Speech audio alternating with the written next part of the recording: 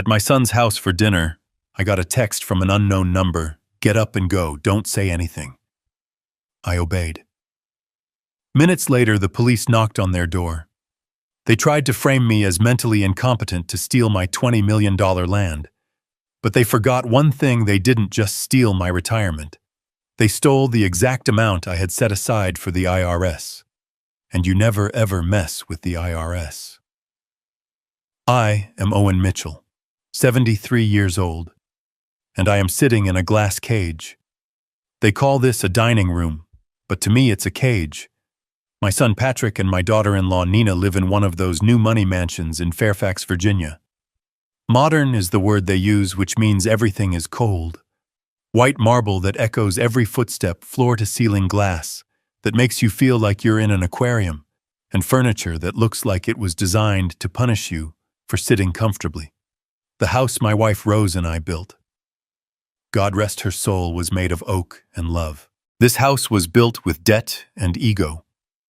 Nina is pouring wine. She's always pouring wine. Tonight it's something French I can't pronounce. I glanced at the label when she brought it over. I'd seen it in a shop in D.C. once when I was looking for a Christmas present. I know the price. The bottle of wine on this table tonight could pay my utility bills for 6 months. Patrick, my only son, 45 years old, is avoiding my gaze. He's been avoiding my gaze for 6 months now. I'm a retired contractor. I've worked with numbers and materials my entire life. I can smell financial desperation from a mile away. And this house right now stinks of it. "How is the lamb, Dad?" Nina asks. Her smile is practiced professional. It never ever reaches her eyes. "It's wonderful, Nina. Thank you." I lie. It's over-seasoned. My Rose, she only ever needed salt, pepper, and garlic. Patrick clears his throat. It's a nervous tick he picked up when he went into finance. "Dad," he begins. Nina places her hand on his. It looks like a gesture of support, but I know better. It's a command. "Say the lines." "Dad." Patrick tries again. "Nina and I have been thinking a lot about the future." I set my fork down. Here it is. The pitch. The well has run dry, and now they need to tap the old man. "You know," Nina slides in, smooth as silk. "Patrick has been working so hard. But the market, it's just so volatile." Volatile. That's what they call losing bets. I know Patrick has been messing with high-risk investments. I've seen mail from lenders I don't recognize. "We know you're still sitting on, a fair bit," Patrick says, finally looking at me. His gaze isn't that of a son asking for help. It's that of a collector. Nina smiles, ready for the kill. "Dad, we were thinking..." Bzzz. A single dry vibration from the old phone in my pocket. I hate technology, but I keep it on me. It's an old flip phone Rose bought me years ago for emergencies. I guess this qualifies. I glance at Patrick and Nina. They are poised, expectant. They smell money. I slowly pull the phone out, flipping it open under the table. One new message. From an unknown number. There's no greeting, no name. Just 8 words in capital letters. "Get up and go, now. Don't say anything to your son." My heart gives a single hard jolt. Not a heart attack, I had my physical last week, but a jolt of pure, cold adrenaline. For a second, I just stare at the glowing letters. "Dad," Nina asks, and the artificial sweetness in her voice is starting to thin. "Did you hear us?" I look up. I see Nina smiling her shark smile. I see Patrick anxiously scratching his neck. Instinct. 50 years on construction sites teaches you to recognize when a wall is about to go. When you hear that little crack, you don't stand there and analyze it. You don't yell. You move. I push my chair back, the legs scraping loudly on the marble floor. Patrick flinches. "Dad, what's wrong?" "Medicine," I mumble, patting my chest pocket. "My pills," I think I left my heart pills in the truck. Annoyance flashes across Nina's face, interrupted right before the close, before it's replaced by a mask of performative concern. Oh my God. Do you need help, Patrick? Call 911. No, I snap. No, I just need air and the pills. I'll be right back. Let me get them for you, Patrick says, starting to rise. No, I say louder this time. You sit. I know where they are. I'll be right back. I turn my back on them. I don't walk fast. I don't run. I walk deliberately like an old man annoyed about his own failing body. I cross the atrium. I open the heavy glass front door. The cold November air hits me. It feels good. I walk down the long landscaped pathway, my hands shaking. Not from fear, from anger. I get to my old F1S0 parked behind their matching German SUVs. I open the door. I slide into the driver's seat. And I do not start the engine. I do not put the key in the ignition. I just sit. I turn off the dome light. I sit in the complete darkness, my truck hidden in the shadow of a massive oak tree. And I watch. How long did I wait? A minute. 2. It felt like an eternity. And then I saw it. A Fairfax County police cruiser. No sirens. No flashing blue and reds. It just glides up, silent as a shark, and stops directly in front of Patrick's house. My blood runs cold. This is it. 2 officers get out. They aren't in a hurry. They are calm. They walk up the pathway. I watch in my side mirror. They knock on the door. The door opens almost immediately. Nina stands there, bathed in the warm light from the atrium. I'm too far away to hear what's being said. But I don't need to hear. I just need to watch. I see Nina talking. She's gesturing. She's pointing inside. She does not look afraid. She does not look panicked. She looks relieved. She looks like someone who set a trap and is annoyed the prey didn't show. The officers nod. They talk for another minute. They look around, but they don't see my dark truck in the shadows. Then they nod, again turn, walk back to their car, and drive away. Nina stands in the open doorway watching them go. The smile is gone. The trap was set. That text message saved me.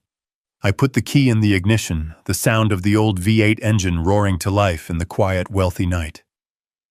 I'm not going back in. I need to know who sent that message. And I need to know what the hell I just escaped.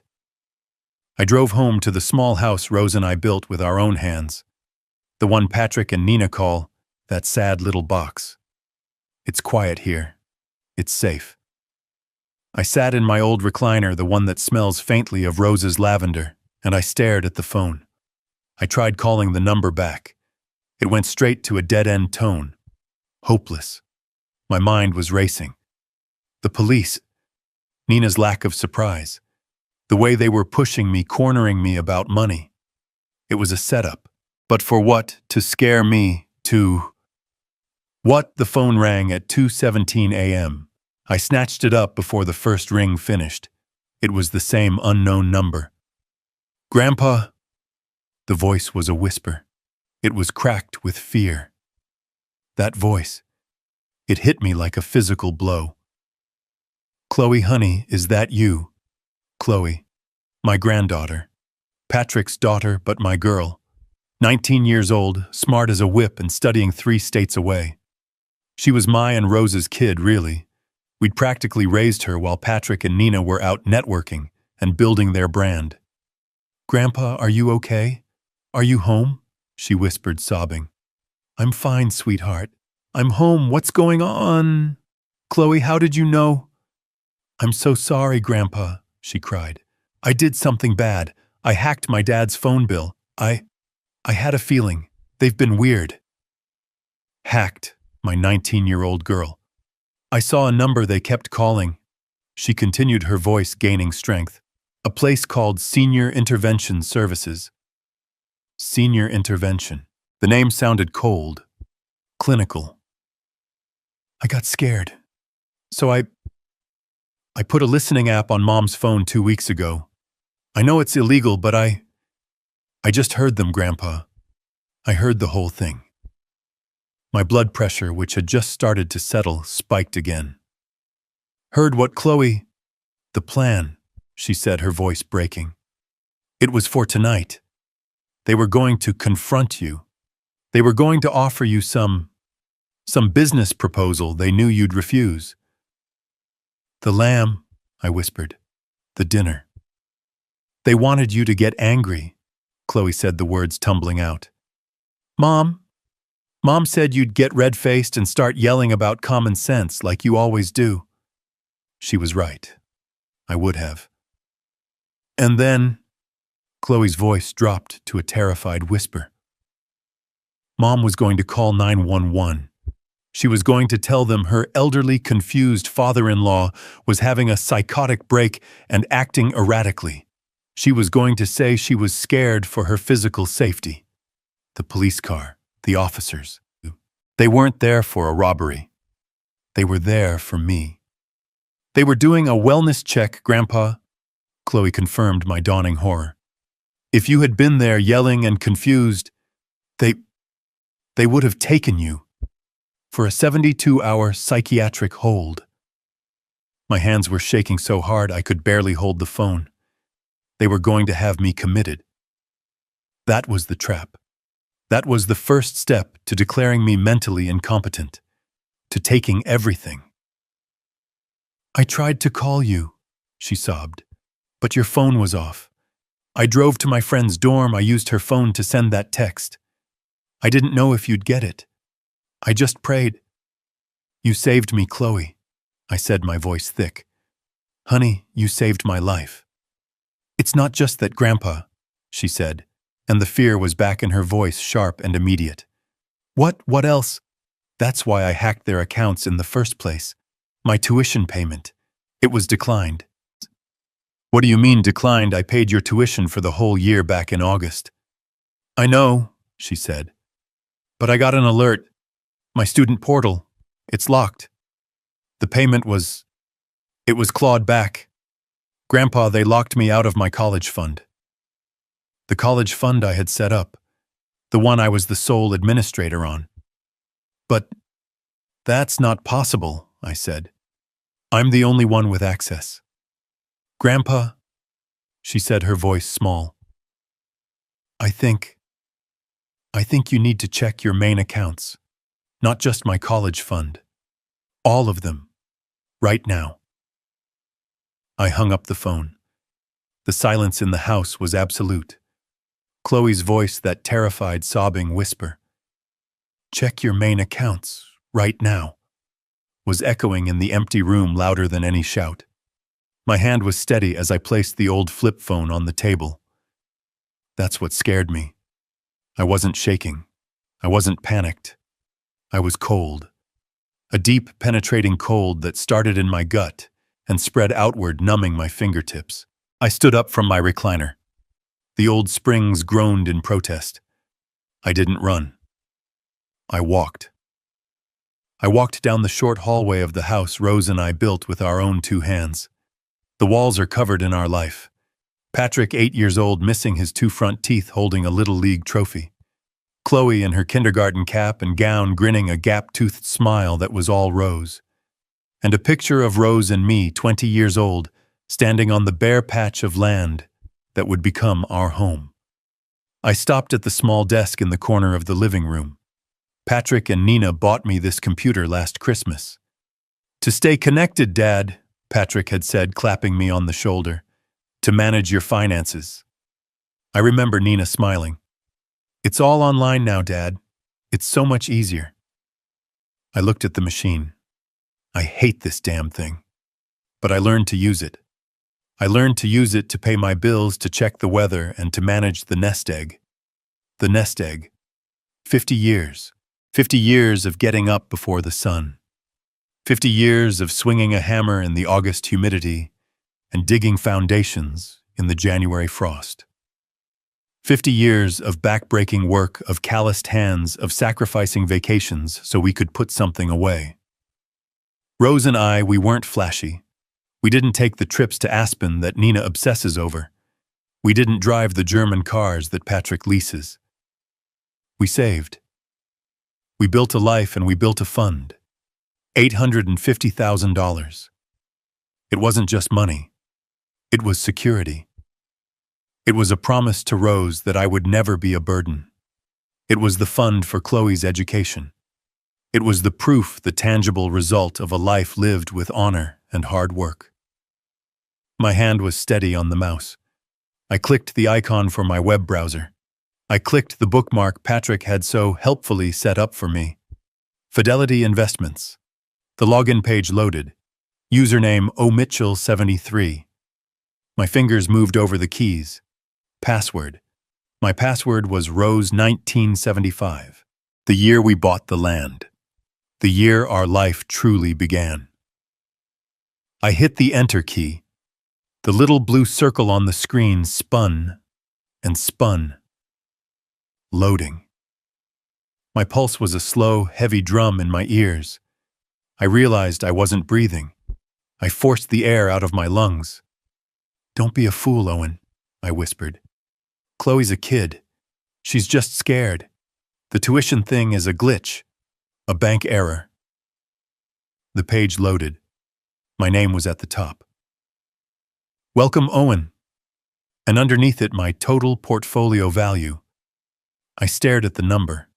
I didn't understand. The decimal point must be in the wrong place. It had to be a glitch, a website error. This was a mistake. I blinked. I leaned closer to the screen, the bright white light stinging my old eyes. The number did not change.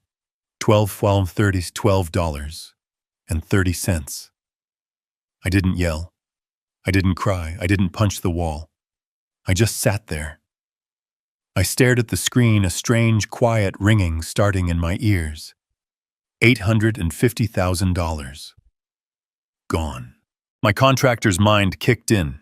The part of me that doesn't panic but analyzes the damage. Facts first, emotions later. I clicked on the Activity tab. And there it was. The history of my life's work being dismantled. It wasn't one transaction. It was a systematic, brutal execution. A withdrawal. $50,000. 10 months ago. Another. $25,000. 9 months ago. $10,000. $40,000. $100,000. Page after page. A steady, merciless drain. All marked as authorized transfer. All transferred to a single holding company I had never heard of. PNN Ventures. PNN. Patrick and Nina.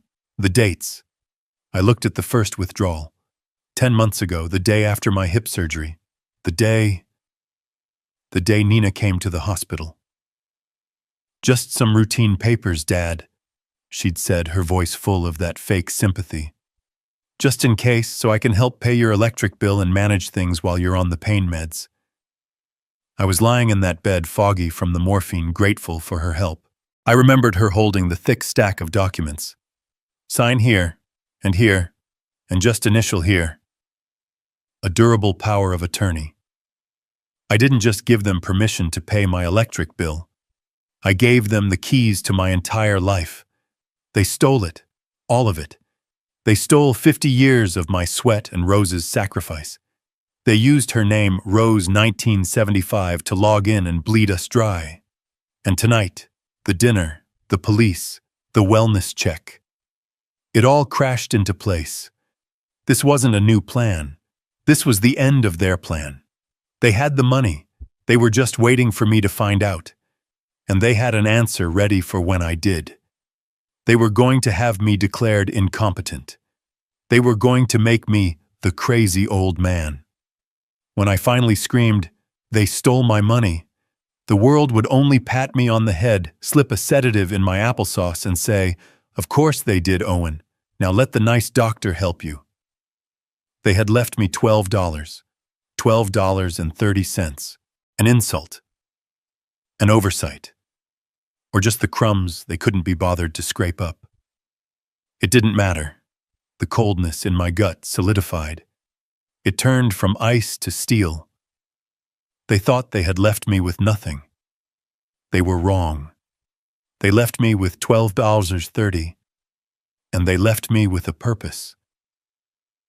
They had started a war, and I am a man who knows how to build, and I know how to tear things down foundation first. I didn't sleep. You don't sleep when your life's work has been vaporized. You don't sleep when you realize the people you fed, housed, and loved have just executed a plan to destroy you. At 8 a.m. on the dot, I walked through the glass doors of the local bank branch, the same bank I'd used for 40 years. The lobby was quiet, just the hum of the lights and the click of a teller's keyboard. I wasn't angry, not anymore. That had burned out around 4 a.m., leaving behind something much colder, much harder. I was a contractor standing on the site of a building that had collapsed overnight. I was there to assess the damage and find out which support beam had failed. A young man in a suit that was slightly too tight for him hurried out of his office.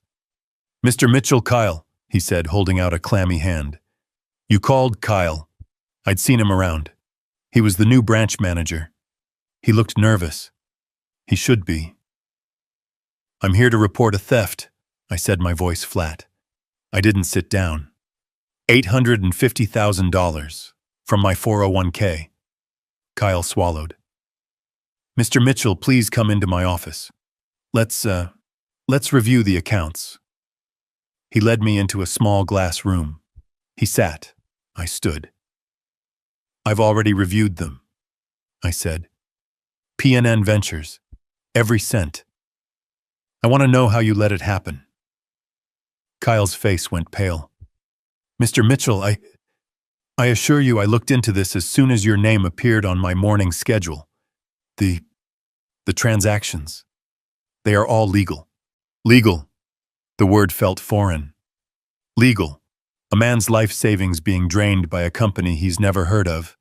That's legal." "Sir," Kyle said, his voice dropping. He was scared. He fumbled with a file on his desk, pulling out a single document.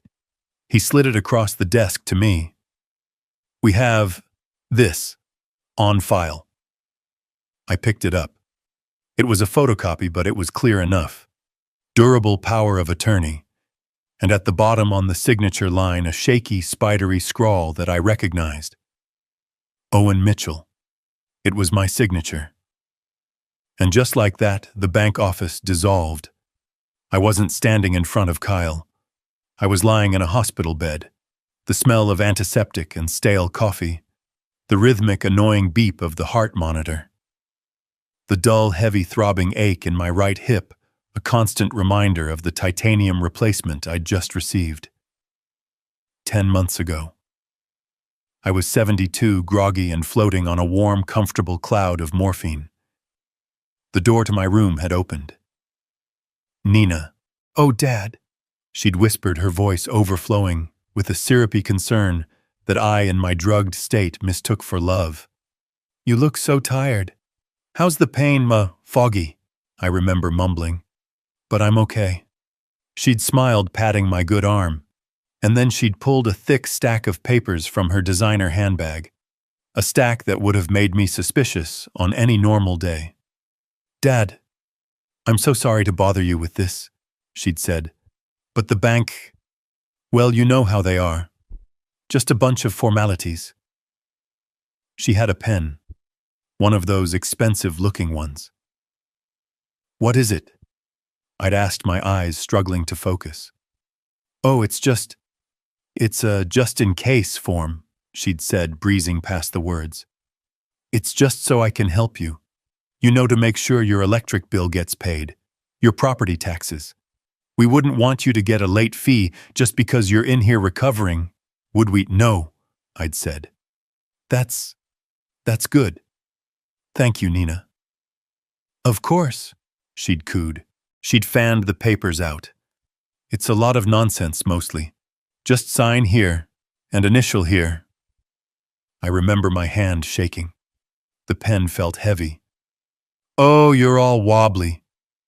She'd laughed a light tinkling sound. Here, let me help you. She had guided my hand. My signature on that day was barely a scribble. And here, and one last one. Here. What? What is this one? I'd asked, pointing at the top page. I'm sure I saw the words, power of attorney. Oh, that's just the main form, she'd said, not missing a beat. It gives me permission to talk to the electric company on your behalf. They won't even talk to me otherwise. It's just for emergencies, Dad. Just while you get back on your feet. I'd signed, and a wave of relief had washed over me. Relief from the paperwork and a deep gratitude. Thank you, Nina, I'd mumbled, sinking back into the pillow. You're a good girl, taking care of this old man. Always, Dad, she'd said, gathering the papers. Always, I blinked. The hospital room vanished. I was back in the bank. Kyle was watching me, his expression a mix of pity and corporate caution. I was holding the document, the weapon. She told me, I said, my voice quiet, it was to pay my electric bill. Kyle looked down. He had no answer. A durable power of attorney, I said, reading the words I had been too drugged to comprehend. It didn't just give her permission to talk to the power company. It gave her the power to be me, to act as me, to sell, to buy, to liquidate, to steal, legally. I carefully folded the document and put it in my coat pocket. I see, I said. Mr. Mitchell. Kyle started, if you believe you were incapacitated when you signed, you can file a complaint with. No, I said, cutting him off.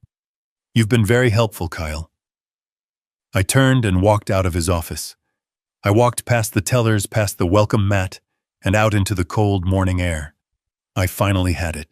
The last piece of the puzzle. They hadn't just robbed me. I had let them. I had signed my own death warrant in a morphine haze, all because I trusted the smile of a woman who shared my son's bed. She hadn't just stolen my money. She had stolen my trust. She had used my love for my family as the crowbar to break open the safe. And now they had to be shown what a real man does when his foundation is attacked. You don't just patch the hole. You rebuild. And you make damn sure the ones who tried to tear you down are never in a position to hold a hammer again. I didn't drive home. I couldn't. The little house Rose and I built was a place of peace, of memory. This was not a day for peace. This was a day for war. My hands were solid on the wheel of my old F-150. The coldness that started in the bank had settled into a hard, dense point in the center of my chest. I drove past the new shiny towers of glass and steel where people like Patrick and Nina made their phantom money. I drove to an old brick building on a side street, the kind with radiators that hiss and windows that actually open.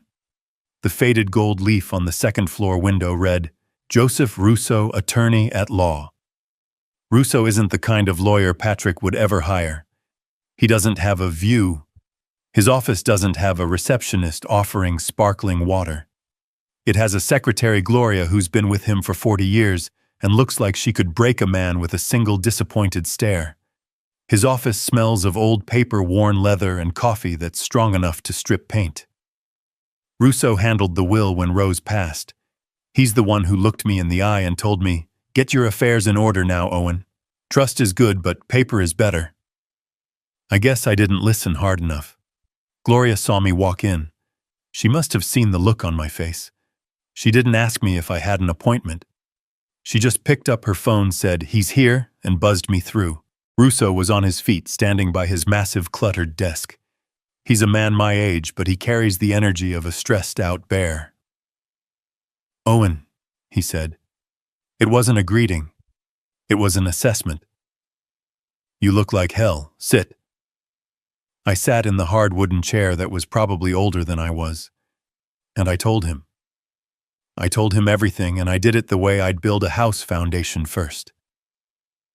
I told him about the dinner, the cold lamb, the way Patrick wouldn't look at me, The text message from Chloe. Get up and go. I told him about the police car gliding to the curb like a shark. I told him about Nina's face, not of fear, but of disappointment. I told him about Chloe's 2 a.m. call, the wellness check trap, the senior intervention services, the plan to have me declared incompetent. I told him about the tuition, the $12.30 in my 401k, the 50 years of work that had vanished. And then I finished. I reached into my coat pocket. I pulled out the folded copy of the document from the bank. I placed it on his desk right on top of a stack of other people's problems. She told me, I said, my voice hoarse, it was to pay my electric bill at the hospital when I was on morphine. Russo didn't say, I'm so sorry. He didn't offer condolences. He didn't touch the paper. He just stared at me for a long, silent minute. Finally, he spoke. His voice was gravel. Owen, he said, you didn't just give them a key to the house. You gave them the keys to the entire goddamn treasure. He picked up the document. He read every line, his eyes scanning it with a predatory focus. A durable power of attorney. Durable. That's the killer word, Owen. It means it's still valid even if you become incapacitated. It's the strongest one there is. He tossed it back on the desk. As far as the bank is concerned, every transaction was legitimate. As far as the law is concerned, every dollar they took, you took. This piece of paper says you are Patrick and Nina. They were just following your orders. The word legal hit me harder than the theft itself. So that's it, I asked. The cold point in my chest was starting to feel like a black hole. They just win. They steal 50 years of my life, they get away with it, and I'm just the crazy old man with $12. No, Russo said, and his voice changed. It got sharp. They don't win. They win the first battle, maybe. They win the battle for the 401k, but this is a war, Owen. And you don't fight a war by whining. You fight it with better intelligence. He leaned forward, his eyes bright. They legally moved the money, that's fact. But this wasn't a smash and grab. This wasn't a drug addict kid stealing his dad's wallet. This was a plan. This was organized. So we find the plan. He grabbed his phone. He's not a we'll get back to you lawyer. He's a do it now lawyer. He hit a number on his speed dial. Janet, he barked into the receiver. It's Russo. Get me that forensic guy. The one from the Henderson divorce. The one who found the island in the Caymans. Yeah, him. Tell him it's a code red. I need a trail. I'm sending him a bank statement. I need to know everything about PNN Ventures. P as in Patrick. N as in Nina. Yes, I'm serious. Find it. Now. He slammed the phone down. Now we wait. Gloria, he yelled. Get us coffee. Lots of it. The wait was 2 hours. 2 hours is a long time when your life is on hold. I drank 3 cups of Russo's burnt coffee and stared at a framed law degree from 1978. I counted the seconds in my head. Russo's private line, a different phone rang. It was a sharp, old-fashioned bell. He snatched it up. Russo. Yeah, I see. Of course it is. Delaware. And the rest? Washed. Got it. Send me the file. He hung up the phone. He didn't look at me for a long time. He just swiveled his chair and looked out his dirty window at the brick wall of the next building. All right, he said, turning back to me. His face was grim. It's what we thought. The money's gone. It was transferred from your Fidelity account to a corporate account for PNN Ventures. From there, it was scattered, washed through a dozen other accounts. Most of it is probably offshore by now. It's clean. It's gone, Owen. I felt the last bit of air go out of my lungs. But, Russo said, holding up one thick finger, here's the part I don't get. Here's the piece that doesn't fit. He tapped the notes he'd scrawled. They didn't just drain it. They took a very specific amount. $850,000. Exactly. They left the $12. He looked me right in the eye. The hunt was on. This wasn't just to pay off gambling debts, Owen. This is too precise. It's a number with a purpose. The question is, what the hell do they need $850,000 in clean cash for? All at once. I was still in my truck parked in the driveway of my own house. I hadn't gone inside yet. I was staring at the steering wheel, replaying Russo's words in my head. Gone, Owen. Washed. $850,000. The phone in my pocket vibrated, rattling against the worn fabric of my jeans. I looked at the screen. Patrick. Of course. They had failed to get me committed. They had failed to ambush me. Now they were moving to phase 2, the damage control, the next phase of the con. I let it ring. Once. Twice. A third time. I needed to get my head right. I couldn't be the Owen who just left Russo's office, the man armed with lawyers and forensic accountants. I had to be the Owen they expected. The confused, heartbroken, frail old man they had tried to trap last night. I took a deep breath, let it out slow. I picked up on the 4th ring. I said nothing. Dad. Dad. Oh my God. Where are you? His voice was high-pitched, panicked. This wasn't the smooth, calculating tone of Nina.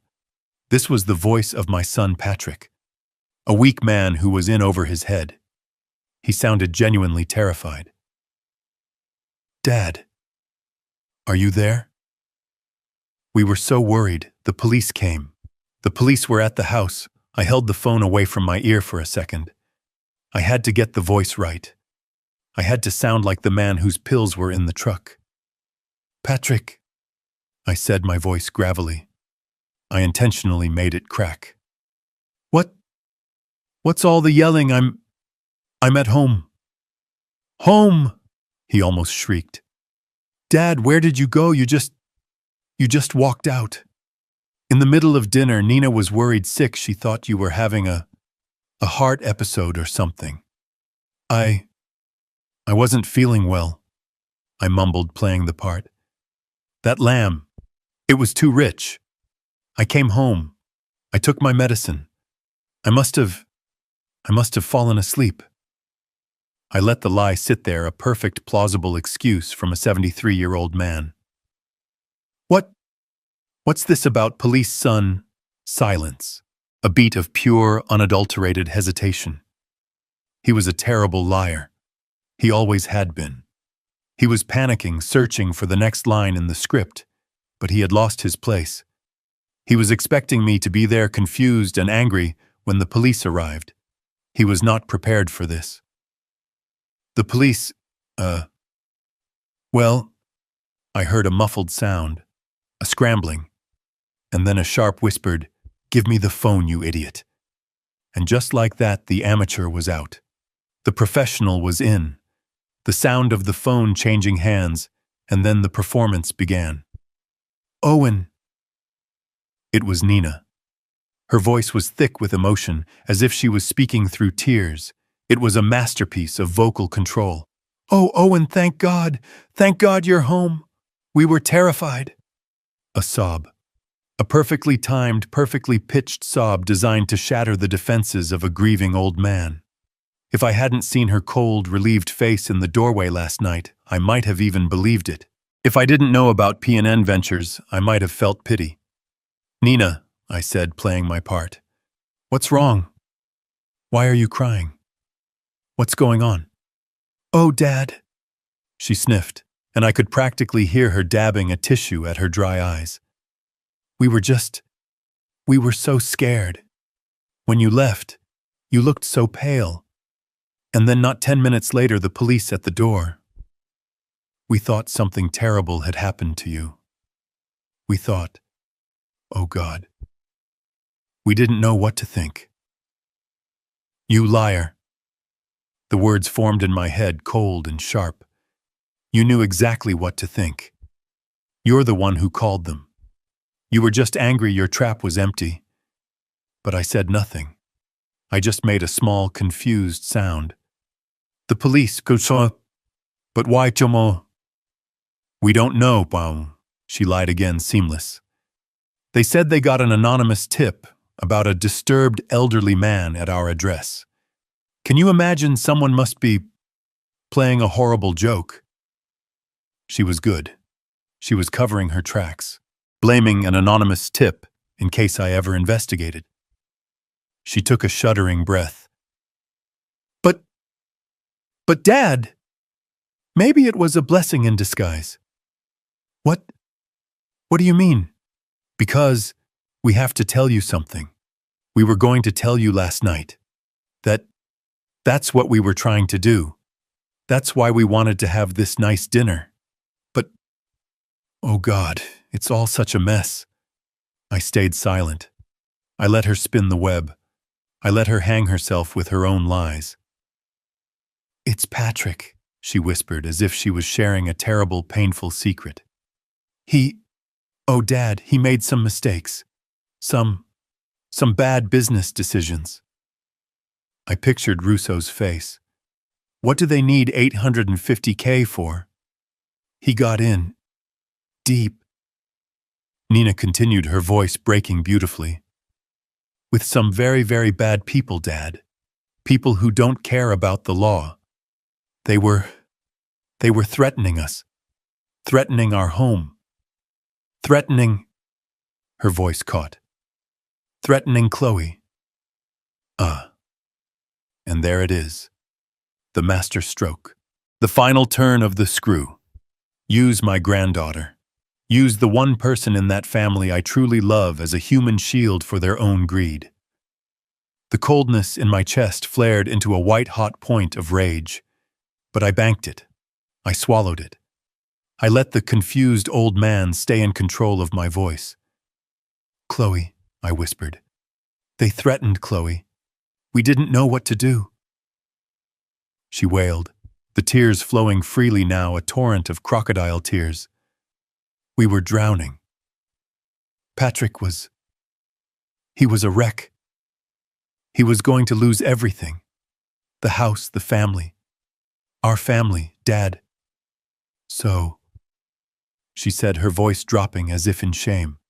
I had to do something. We had to do something. We had no choice. Here it comes. The big lie. The one that's meant to cover the $12.30. We had to borrow from your retirement fund. Borrow. The word just hung there.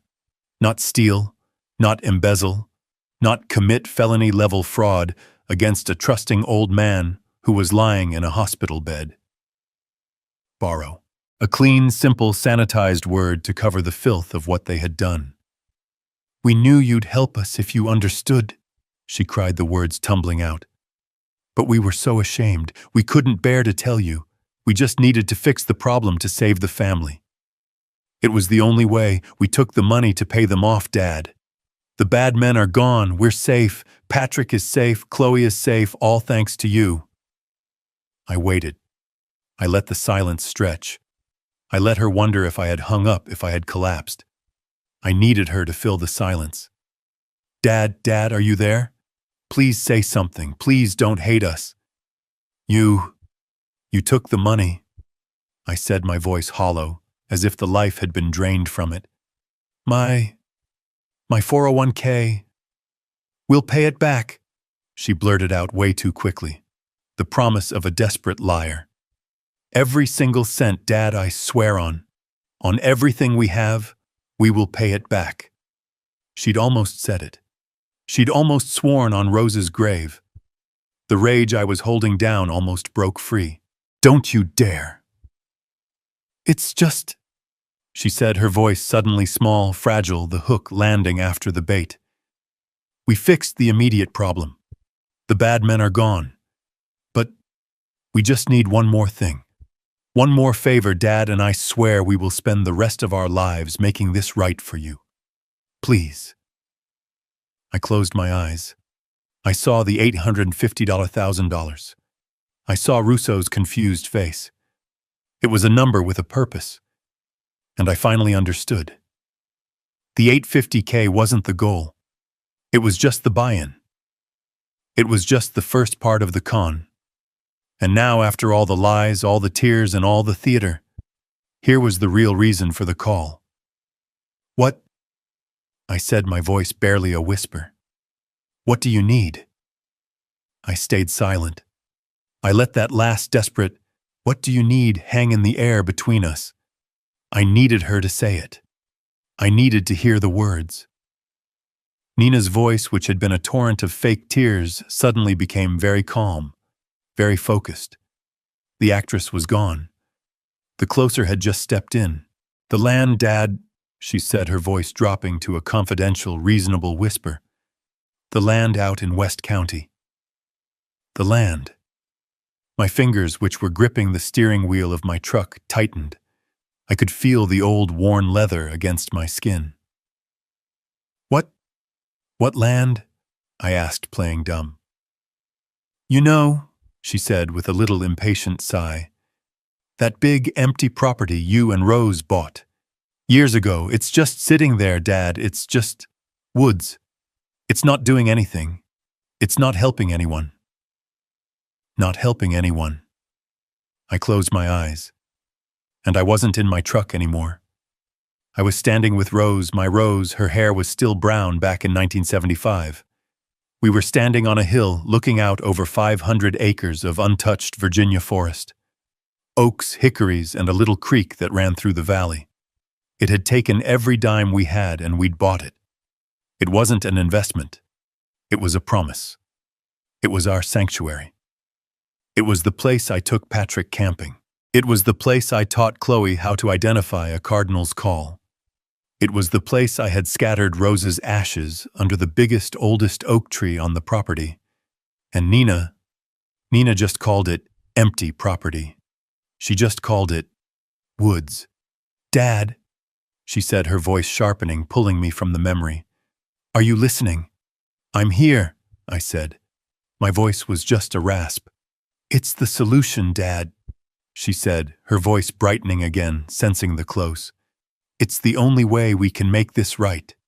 We sell it. We sell the land, we pay you back the $850,000, we pay off the last of Patrick's mistakes, and we're free. The family is whole again." There it was. The hook. They had borrowed $850K. Now they were offering to pay it back by selling an asset of mine worth $20 million. The math was obscene. It was the logic of a predator. They'd steal $1 from my right pocket, then offer to give it back to me by taking $100 from my left. And the change, the $19 million left over, that would just conveniently be managed by them. "Think about it, Dad." She pushed her voice full of false enthusiasm. "You could finally relax. You could stop worrying about that big empty house, all that land. You could move in with us into the new guest wing. We'd take care of you. We want to take care of you." The cage. The glass cage they had offered me last night. That was my reward for giving them my entire legacy. A room in their marble mausoleum. To be taken care of. Like a pet. Or a prisoner. "The land," I said, my voice thick with an emotion she would mistake for grief and confusion. "Nina, that's Rose's place." "I know, honey. I know," she said, her voice dripping with that poisonous sympathy. "And don't you think Rose would want this? She would want the family to be safe. She would want Patrick to be okay. She would want you to be taken care of. This is what she would have wanted." That was the one. The one line too far. Using my dead wife's memory to justify the desecration of her sanctuary. The white-hot rage I had been banking the cold steel in my chest, it all focused into a single sharp point. But my voice remained the old man's. I have to think, Nina," I whispered. This is too much." "Of course, Dad. Of course," she said, her voice smooth, confident. She knew she had me. She thought she'd won. You think about it. But don't think too long. We need to move fast. For the family. She hung up. I sat in the silence of my truck. The hook was set. They wanted the land. They hadn't just stolen my 401k. They had stolen the exact amount of money I had told Patrick in passing that I had set aside. The money I'd calculated to the dollar that I would need to pay the capital gains tax when I finally sold the property. And now I finally understood. This was the true trap. They didn't just want the land. They wanted to leave me with nothing, not even the $12. This was the end game. I ended the call with Nina. My hand was rock steady. The feigned tears, the borrowing, the one more favor, it all clicked into place. It was a number with a purpose. Russo had said it. $850,000. My son and his wife weren't just thieves. They were architects. I didn't call Chloe. I didn't sit and stare. I hit the number 1 speed dial on my phone. The line clicked. Russo. He didn't say hello. They want the land, I said. My voice was flat, cold. What land? Russo barked. What did they say? The land, the West County property. There was a sharp intake of breath on the other end of the line. Russo knew my finances. He'd handled Rose's will. He knew exactly what the land meant. Owen, he started, but I cut him off. They want me to sell it. I said the words coming out clear and precise. Nina just gave me a whole performance. Crying, begging. Said they borrowed the 401k to pay off loan sharks who were threatening Chloe. Said they'd pay me back every cent. All I have to do is sell the land. Russo was silent. But I knew what he was doing. He was a man who thought in spreadsheets and legal clauses. He was running the numbers. I explained it to him anyway. I had to say it out loud to give voice to the sheer diabolical brilliance of their plan. You know what that land is, Russo. Rose and I bought it in 1975. 500 acres of nothing but forest. We paid pennies for it. It was our place. It was our promise. I looked out the truck window at the asphalt of my driveway. I could see the creek. I could smell the pine needles after a rain. I could see Rose's face as she watched a hawk circle overhead. It was our legacy, I whispered. And now, I said, my voice hardening, because Fairfax has sprawled all the way to hell and back, that empty property is sitting on a new highway interchange. It's not worth pennies anymore. It's worth $20 million. Owen, don't you dare, Russo started. They know, I said. That's the point. They know. And then I laid the final piece. The one piece Russo couldn't have known. The piece that made the entire horrifying picture complete. Russo, I said, that money they stole, the $850,000 from my 401k. It's gone, Owen, washed. I know, I said, but it wasn't my retirement money. Not really. I mean, it was, but it had a job. What job? A few months ago, I mentioned to Patrick. Stupid. I mentioned I was thinking of selling the land, paying the tax, and giving the rest to a conservation charity in Rose's name. He asked me how that worked. How much tax you'd pay on a sale that big. I closed my eyes. The shame of my own blind trust was like a physical weight. Russo, that $850,000, that was my tax money. I had that exact amount calculated down to the goddamn cent sitting in that liquid 401k account. It was the money I had set aside specifically to pay the federal and state capital gains tax the moment the sale went through. Silence. A long, heavy, terrible silence on the other end of the line. And then a single soft, "Oh my God." Russo saw it. It's not a coincidence, is it? I said, my voice dead. It's a trap, Russo whispered. It's a goddamn tax trap. I laid it out piece by bloody piece. Step 1. I said like a contractor reading a blueprint. They know I have a $20 million asset, and they know I have the $850K in cash to pay the tax on it. Step 2. They steal the tax money. They use that document to liquidate my 401K and wash the cash. They take my tax payment completely off the board. Step 3. They call me. They cry. They feed me a story about loan sharks and saving the family to justify the borrowing. They get me scared. They get me emotional. Step 4. They pressure me. One more favor, Dad. Sell the land. Sell it now. It's the only way to save us. The only way to pay us back. Step 5. I said the words tasting like ash. I sell. The $20 million check clears. I'm sitting on a mountain of cash. I took a breath. And then what, Russo? What happens the next day? The IRS. Russo's voice was grim. The IRS sees a $20 million capital gain, and they see no tax payment. They want their cut, and they want it now. And I can't pay it, I said, because my tax money, my $850,000, is gone. It's in a bank in Delaware under PNN Ventures. They'll freeze you, Russo said, his voice rising. The second you miss that payment, the IRS will lock down everything. They'll put a lien on the $20 million. They'll freeze your bank. They'll freeze your house. They'll freeze your $12.30. You'll be paralyzed, buried in penalties, drowning in legal trouble. And then I delivered the final killing blow, the checkmate. And right when that happens, I said, right when the confused old man is panicked, screaming that the IRS is taking everything, who steps in to help?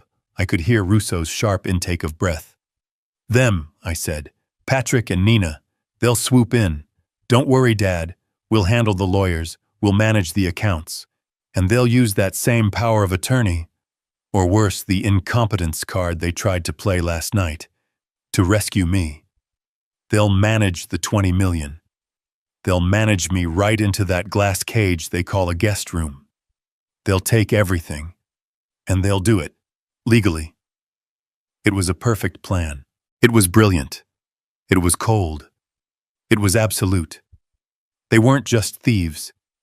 They weren't just liars. They were trying to erase me. I sat there in my truck holding a dead phone. Russo had hung up, but it didn't matter. I had just looked at the blueprint of my own execution. And now I knew. You don't fight a plan like this by crying. You fight it by building a better one. I sat in my truck, the blueprint of my own execution laid out in my mind. The IRS trap, the incompetence card, the $20 million.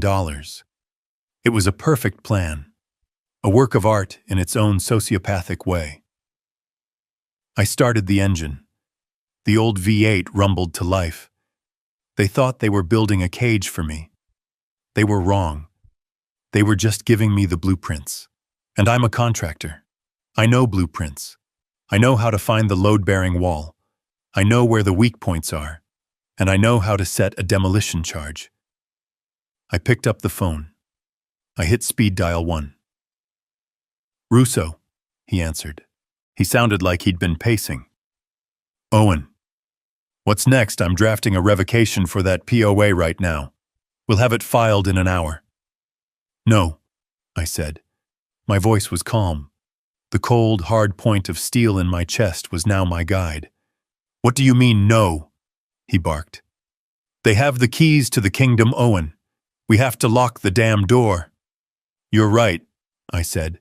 They have the keys, and a thief with a key is arrogant. They don't check the locks. If we revoke that paper right, Mo, they'll know. They'll know I'm onto them. The plan will change. They'll panic. They'll disappear. The money will be gone for good. Owen, that's a hell of a risk, Russo said, his voice low. It's a hell of a trap, I countered. Russo, they want the land. They just called and asked for it. They're not just thieves, they're greedy. They're not happy with $850K. They want the whole $20 million. And greed Greed makes people stupid. Greed makes them sloppy. I took a breath. So here's the new plan. You and I, we do nothing. We let them think I'm the broken, confused old man they tried to trap last night. We let them think I'm falling for their save the family story. We're going to let them lead us right to the finish line. And then what? Russo asked. And then, well, I said, I'm going to give them exactly what they want. I'm going to give them the land. Went silence. I could hear Russo breathing on the other end of the line. Owen, he said, and his voice was full of genuine concern. Have you lost your mind? No, Joe, I said, using his first name for the first time in years. I've just found my footing. Don't file the revocation. Not yet. Just wait for my next call. We're playing this out. I hung up before he could argue. I took one more deep breath. I had to let go of Owen the contractor, Owen the widower, Owen the father. I had to become the character they had written for me. The confused old man. The burden. The man who was too old to worry. I found Nina's number in my phone. I pressed the call button. My hand, which had been steady, I intentionally made shake. I put the phone to my ear, and when I spoke, I let all the air out of my voice. I made it tremble. It rang twice. She picked up instantly. She was waiting. Dad, she said, her voice sharp. Is everything okay? Did you think about it? I made a sound. A small wet sound. A sniffle. A sob. Dad. Nina. I whispered, and I let my voice crack, filled with a lifetime of engineered sadness. Nina, you're right. I let that hang there. I'm right about what Dad... She asked, her voice cautious, but I could hear the excitement underneath it. The predator, sensing the prey, had just given up. You're right about everything, I whispered, putting all the fake exhaustion of 73 years into it. I'm so tired, Nina. I'm just so tired. I'm old. I'm too old for all this. For money. For taxes. For all this fighting. I manufactured another sob. Rose. Rose always handled this stuff. I can't do it alone. I can't. Oh. Dad, she said, and her voice was now pure, uncut sympathy. But it wasn't for me. It was for her future. She was comforting her new bank account. You're a good girl, Nina. I whispered the words, tasting like poison in my mouth. You're trying to save the family. Just like you said. You're trying to save Patrick. Rose would have wanted that. You were right. I could hear her exhale. A sharp gasp of victory. I had just handed her the moral justification she needed. The land, I said, my voice sounding weak and thin. The land in West County. You're right. It's just woods. It's just sitting there. Rose is gone. It's just holding on to ghosts. It's not helping anyone. Oh, Dad, she breathed. You're doing the right thing. The right thing for everyone. You sell it, I said, a tear of pure, unadulterated acting rolling down my cheek. You and Patrick, you take the land. You do what you have to do. You fix this. You pay back the money you borrowed, and you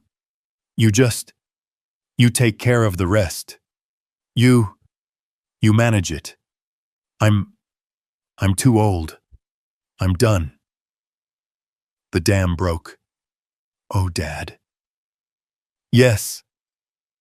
Thank you. It wasn't a whisper. It was a cheer. The mask was off. The triumphant, greedy, victorious woman was on full display. She wasn't even hiding it. Thank you. Thank you, Dad. You won't regret this. This is the right choice. This solves everything. Oh God. Patrick will be so relieved. I could hear her on the other end, already calculating her share of the $19 million. You just tell me what to do, I said, playing the final card of the beaten man. You set it up, Nina. Whatever papers. You set it up. I'll sign. I just want it to be over. Of course, she said, her voice all business now, all efficiency. The tears were gone. The executive was here. Don't you worry about a thing. I'll handle it all. In fact, I could hear the clicking of a computer keyboard in the background. She was already working. In fact, she said, I already spoke to our lawyer. Just in case you agreed. Just to see what our options were. Our lawyer. Not my lawyer, hers. He's all ready for us, Dad, she said, her voice a sugary, sweet poison. He's drawn up the papers. A simple transfer. It just moves the land into a new trust. One that Patrick and I can manage for you to make the sale easier. It's just a formality. Okay, I whispered. Whatever you say, honey. Can you do Friday? She asked. This Friday at 10 a.m. That fast. 3 days. They weren't just greedy. They were in a hurry. His office is in Tyson's, she said. I'll text you the address, 10 a.m. Just you, Dad. We don't need to bother anyone else with this. We'll just keep it in the family. Keep Russo out of it is what she meant. I took a final shaky, defeated breath. Okay, Nina, I said. Friday, 10 a.m. You're a lifesaver, Dad, she said. You're the best. Yeah, I said, and I hung up the phone. I sat in my truck for a full minute. The performance was over. The actor was gone. The contractor was back. Friday, I said to the empty truck. 10 a.m. I started the engine. I had work to do. I had 3 days to build a trap. The call with Nina ended. I sat in my truck for a full minute, the engine rumbling. Friday, I said to the empty cab. 10 a.m. I put the truck in gear and drove. I didn't go home. I went straight back to the brick building, straight back to Russo. I walked past Gloria. She just nodded like she was expecting me. I walked into Russo's office. He was on the phone yelling at someone. He saw my face, held up a finger, and then said into the phone, "You heard me. Do it." He slammed it down. "Well," he barked, "you look like you just saw a ghost." "I just invited one in," I said. "I'm playing the part, Joe. I'm the confused, broken old man. I'm tired. I'm done. I'm giving them the land." Russo's face went white. "Owen, you didn't—" "I told them I'd sign," I said, cutting him off. "I told them to set it up. The meeting is Friday, 10 a.m., at their lawyer's office. They're walking me in to sign the transfer." Russo stared at me for a full 10 seconds. A slow smile spread across his face. It was not a nice smile. "You old bastard," he said with genuine admiration. "You're going to let them set up their own execution. I love it." "But we have to move," I said. "We have 3 days, Tuesday, Wednesday, Thursday." "Right," Russo said. He was all business. He grabbed a legal pad. "The plan. What's the plan?" "First," I said, "thought the power of attorney. You said you were revoking it." "I'll have a messenger file the revocation at the county court right now," Russo said, reaching for his phone. "No," I said. "You'll do better. You will draft the revocation of the power of attorney. You will sign it. I will sign it. Gloria will notarize it, and you will date it for yesterday, Monday. Before I ever agreed to this meeting. Before Nina's phone call. Russo raised an eyebrow. Backdating a document, Owen, I'm not asking you to file it. I'm asking you to prepare it. I corrected him. It's our ace in the hole. We keep it. We don't file it. We just have it. Legally, it's a revocation signed and notarized dated before their meeting. It proves my intent. But the public record stays clean. They won't check because they're arrogant. But if they do, they'll see the POA is still active. They'll walk into that meeting on Friday feeling safe. Russo's smile widened. You're a devious man, Owen Mitchell. I like it. He buzzed for Gloria. Get your stamp. We've got work to do. 10 minutes later, the revocation was signed, stamped, and dated for Monday. Russo put the original in his office safe. Ace in the hole, he said, patting the steel door. What's next? Next, I said, is the land. I picked up Russo's other phone. Get me the State Parks Conservatory. I need to speak to the director. Harrison. We've spoken before. Russo's eyes went wide. Owen, you're not... They want a tax trap, I said, as Russo's secretary patched me through. We're going to disarm it.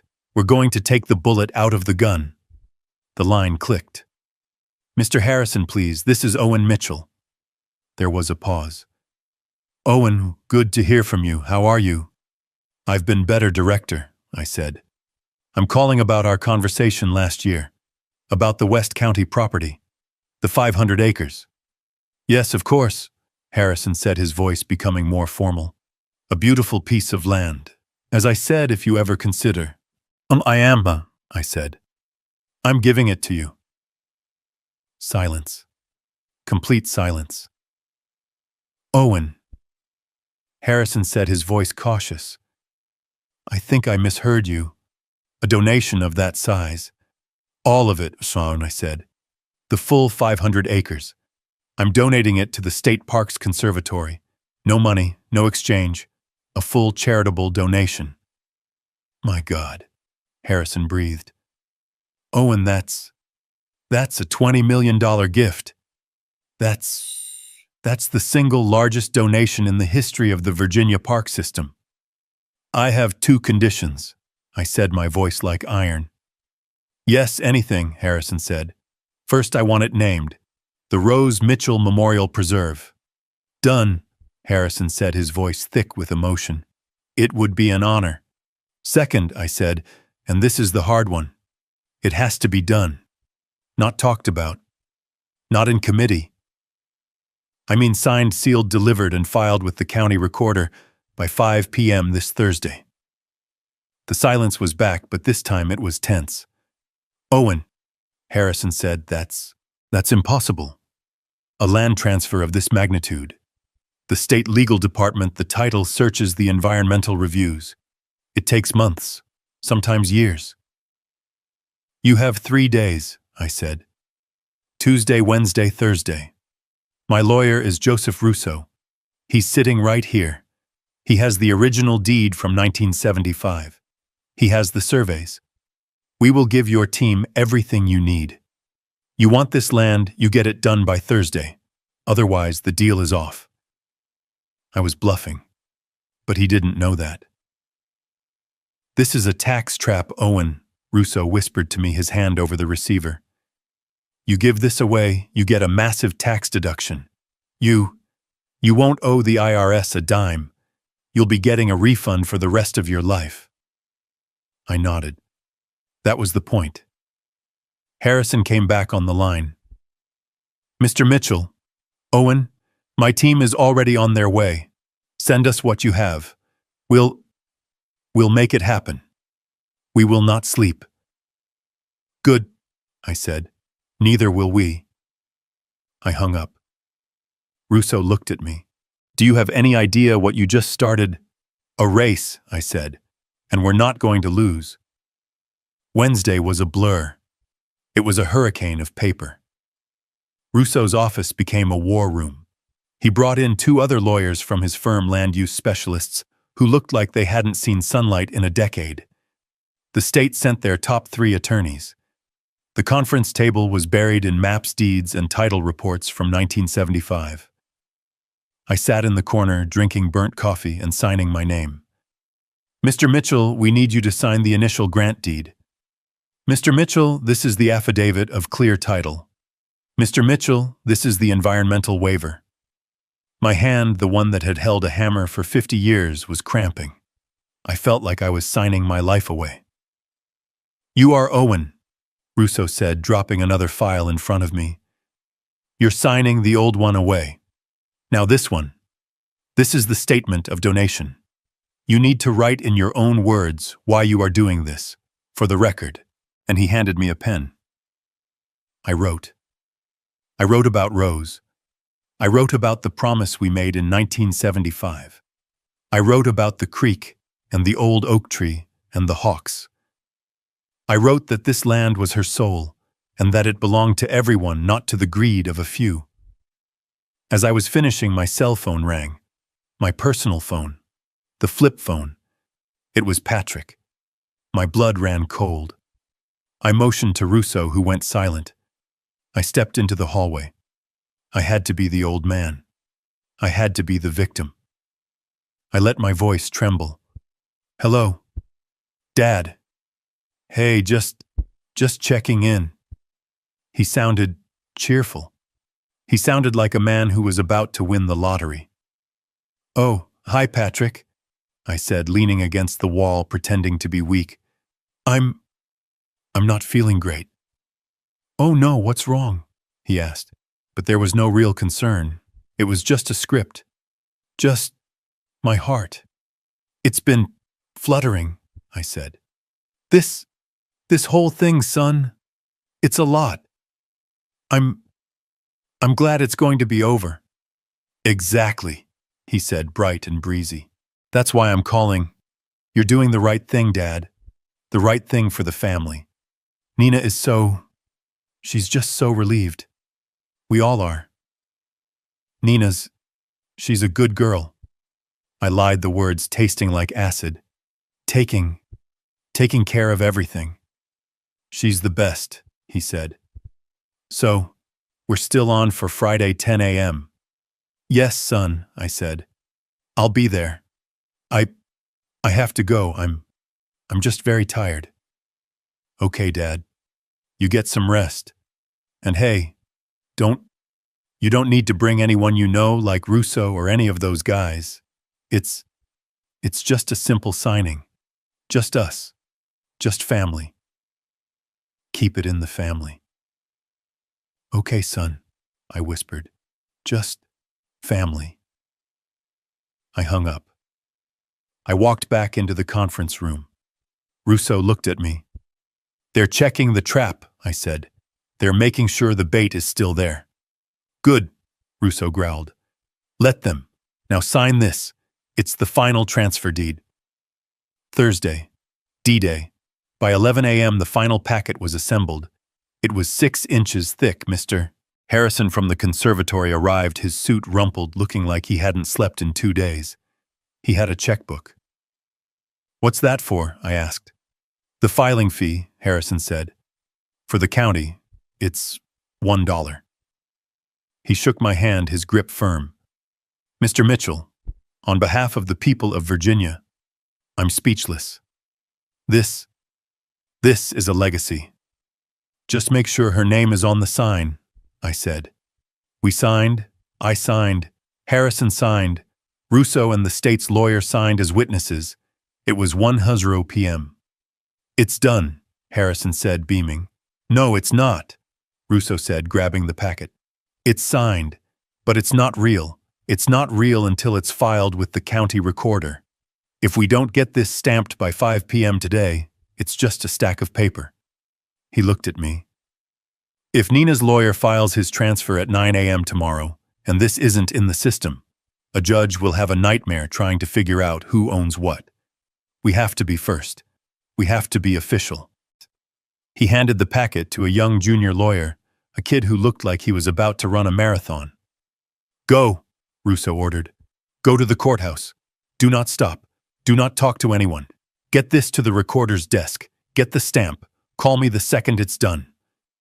The kid ran out of the office, and we waited. 2 p.m. Nothing. 3 p.m. Nothing. 3:30 p.m. I was pacing.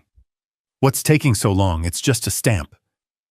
"It's a government office on a Thursday afternoon, Owen," Russo said, but he was checking his watch too. "It's not a place known for speed." At 3:45 p.m. Russo's phone rang. It was the runner. Russo put him on speaker. "Mr. Russo, there's a problem." My heart stopped. "What problem?" Russo barked. "The line. It was huge," the kid stammered. I finally got to the desk. The clerk, a guy named Henderson, he says a multi-parcel donation of this size needs a 48-hour administrative review." "What?" I said. He says he can't stamp it today." The kid said, his voice panicked. "He says it's too complex for an end-of-day filing. He told me to come back on Monday." "Monday," I whispered. It would be too late. Friday at 10 a.m. I would be signing away land I still legally owned. Russo's face was a dark, thunderous cloud.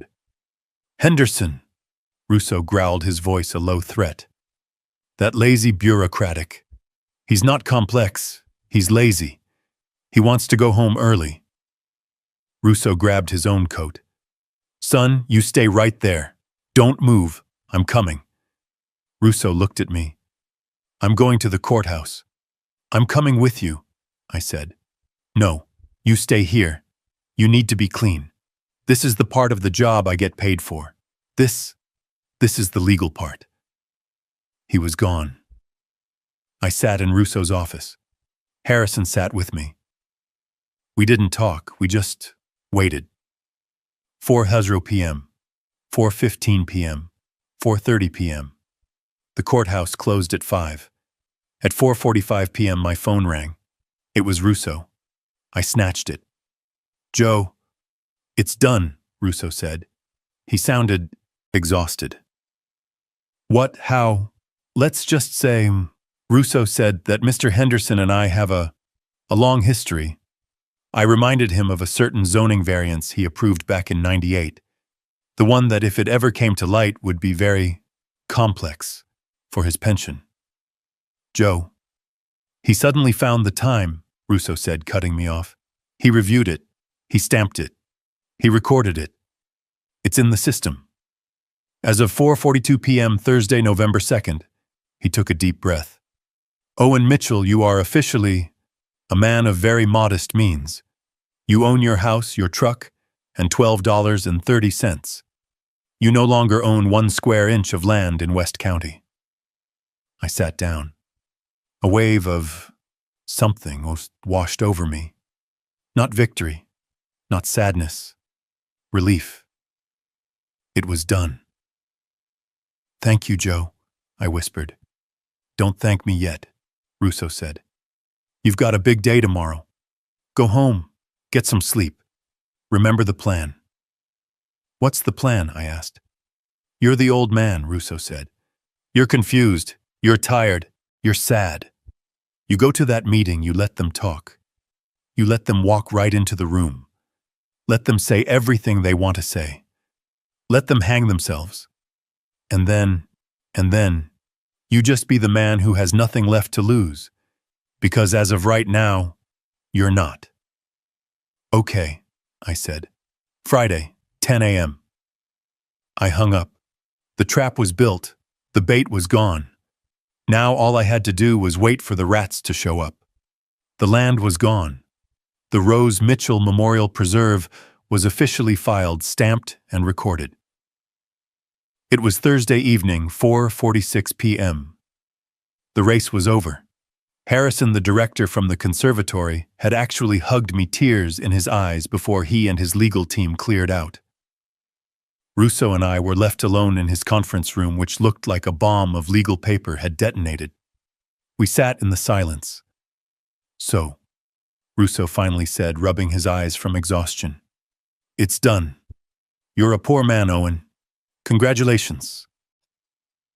I'm a man who's $12.30 richer than I was this morning, Joe, I said. I felt light. The $20 million target was gone. I had taken it off the table. But it's not over. Russo nodded, his face grim. No, it's not. He picked up his phone. He wasn't celebrating. He was moving to the next target. He hit a number on his speed dial. Janet, he barked into the phone. It's Russo. Listen, the big bomb has been disarmed. Now I want to go back and collect the shrapnel. He was talking to the forensic accountant, the one who had found PNN Ventures. That Delaware shell company, Russo continued. I need the full workup. We found the $850K in. Now I want to know about the $850K out. I want to see every wire transfer, every check.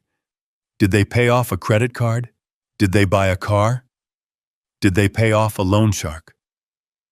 I want a paper trail so clean and so obvious that a district attorney could use it as a coloring book. I want to know exactly what my client's life savings were spent on. He listened for a moment. I don't care. I need it on my desk in a finalized report by 9 a.m. tomorrow. Yes, 9 a.m. We're going hunting. He slammed the phone down. He looked at me. The land donation. That was Defense Owen. That was stopping the next crime. The $20 million tax trap. That's gone. He leaned forward, his eyes like steel. But the $850K? That's the first crime. That's the original theft. That's felony grand larceny, elder abuse, and wire fraud. We've disarmed the trap they set for you. Now we get the IRS ready for the trap we're setting for them. Tomorrow, when they walk into that meeting, they'll be trying to steal land you don't own. But they'll still be guilty of stealing $850K in income they didn't declare. Russo was right. This wasn't just about saving the land. This was about justice. The final piece of the legal puzzle was in motion. Now it was time for me to move the final piece of the personal one. I stepped out of the conference room into the quiet hallway while Russo started organizing the mountain of paper. I pulled out my old flip phone. It felt useless now. I reached into my pocket and pulled out a brand new prepaid burner phone I had bought for cash at a 7-Eleven that morning. I also had a prepaid credit card activated and clean, a just-in-case plan. I turned it on. The only number I'd entered was Chloe's. I pressed call. She picked up on the very first ring, her voice a terrified whisper. Grandpa, oh my God, I've been calling your flip phone. It's just... Are you okay? Did they do something else? Her voice. That brave, scared voice that had saved me. It cut right through the cold, calculating contractor I had been for the last 3 days. Chloe, I said, and my own voice was softer. I'm fine, sweetheart. I'm more than fine. I am fixing it. Fixing what, Grandpa? What's going on? You sound different. I need you to listen to me. I said, my voice firm but not cold. Not for her. I need you to do exactly as I say. No questions. Not yet. I just need you to trust me. Can you do that? Of course, Grandpa, she said without hesitation. Always. Good girl, I said. I'm sending a text message to your phone. It has a credit card number in it. It's new. It's clean. They don't know about it. I want you to go online right now and book the first flight you can get from your university airport to Reagan National. Tomorrow morning. Friday. Silence. Tomorrow, she whispered. Grandpa, I have midterms. I have an econ final at 2. I can't just leave. Yes, you can, I said. This is more important than economics, Chloe. You started this. You're the one who sent that text. You saved my life. I need you. I want you here. For the end. I heard her take a shaky breath. The end. The end of what? Oh, surprise, I said. A family meeting. Now listen, this is the most important part. Do not under any circumstances call your parents. Do not text them. They must not know you are in town. When you land at Reagan, a car will be waiting for you. The driver's name will be Russo. He's one of Joe's men. He will be your security. Security, Grandpa, you're scaring me. It's just a precaution, I said. He will drive you directly to Mr. Russo's office. Not my house, not theirs. You go straight to Russo's office. Do you understand? Yes, Russo's office. What time, what's happening? I looked at the clock on the wall. I calculated. My meeting, my execution at their lawyer's office, was at 10 a.m. I want you to be at Mr. Russo's office at 10:30 a.m., I said. Not a minute before. 10:30. Why so specific? Grandpa, what happens at 10:00? At 10:00, I said, your father and I have a final business meeting. At 10:30, I want you to be there. I'm adjusting my will. I'm fixing the inheritance. And I want you to be the witness. What? I'm fixing your tuition, honey, I said, my voice softening again. The money they stole, it's gone. But I'm fixing everything. You just be there. Be the future Chloe. Okay, Grandpa, she said. Her voice was steady now. She was her grandmother's girl through and through. I'll be there. 10:30. I love you, Chloe. More than you know. I love you too. I hung up the phone. The final piece was set. The legal trap, the land, and now the heir. All the pieces were on the board. Friday, 10 a.m. The game was on. Friday, 10 a.m. I walked into the lobby. It wasn't a law office, it was a statement. It was on the 20th floor of a glass tower in Tyson's Corner. The lobby was a vast, echoing expanse of white marble and brushed steel. The receptionist, who looked more like a model, didn't even ask my name. She just smiled a cold, plastic smile and said, Mr. Mitchell. They're expecting you, conference room A. She pointed. I played my part. I shuffled my feet a little. I leaned on the cane. I didn't need one I'd bought at a drugstore that morning. I let myself look old, confused, and intimidated by the sheer cold wealth of the place. I pushed open the heavy glass door. And there they were. They were sitting on one side of a mahogany table that was long enough to land a small plane on. The room had a floor-to-ceiling window overlooking the rest of Northern Virginia. It was a room designed to make you feel small. Patrick jumped up. Dad, you made it. Oh, we were so glad you were coming. He rushed over, grabbing my arm in a grip that was supposed to be supportive but was really just proprietary. He was guiding his asset to the chair. Of course, son, I mumbled, letting him steer me. I said I would. Nina didn't get up. She just sat there, beaming. She was wearing a cream-colored suit that probably cost more than my first truck. She looked relaxed, victorious, like a predator that had just finished a long, difficult hunt and was finally sitting down to the meal. Oh, Dad, she said, her voice smooth as butter. We're so glad you're here. We're so proud of you for making the hard choice. For the family.